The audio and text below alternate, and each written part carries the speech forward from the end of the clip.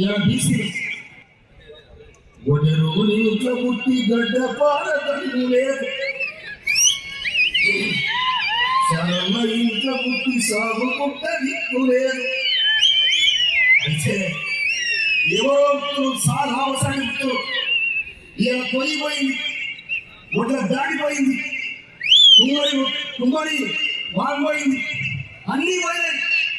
ఇలా ఒక్కోసారి వేసే బట్టలు అమ్మాయి లేదు. ఎక్కడ పోయింది వ్యవస్థ? అందుకోసమనే కులగణన చేస్తే వాళ్ళ రాజకీయ ఆర్థిక పరిస్థితి స్పష్టంగా ఉంటుందని చెప్పి రాష్ట్ర ప్రభుత్వం ఆలోచించి ఇవాళ భారతదేశంలో ఉన్న 29 రాష్ట్రంలో ఎవరికే ఆ దమ్ము కూడా ఎవరికే. కానీ ఇవాళ రాష్ట్ర ప్రభుత్వం రేవంత్ రెడ్డి గారి వారి మంత్రివర్గం అందరూ కూర్చొని బీసీలు ఇంతమంది బీసీలు లేదా ఇంకోటి బీసీలు రేటేనా? నేనే బాధపడ మూల్యవేటేశ్వరుడు పూజ కడితే దాంట్లో కేసు పెట్టే కార్యక్రమం జరగాలి. ఆ కార్యక్రమం కూడా రేవంత్ రెడ్డి గారు ప్రభుత్వం తీసుకుంటారు వాళ్ళు చెప్తున్నారు.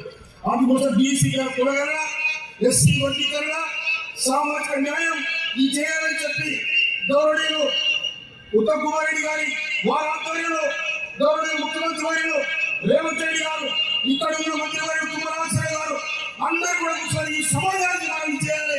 మనం ఒక్కరు బాగుపడితే రాబోలేదు, 3,000 మంది బాగుపడాలి, ఈ సమాజంలో వాళ్ళు కరెక్ట్గా నిలబడాలని చెప్పి వాళ్ళు కూడా ఆలోచించడం జరిగింది. అందుకో దానికి కృతజ్ఞతగా ఈ రాష్ట్ర ప్రభుత్వానికి కృతజ్ఞతగా ఈ సోబట్టి